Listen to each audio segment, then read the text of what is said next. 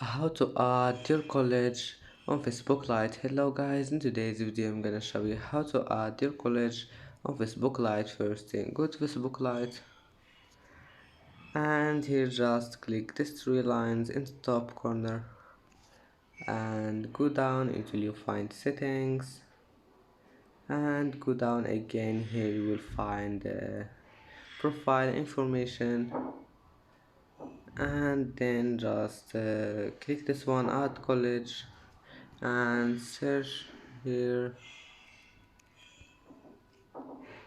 and just select anything and click save.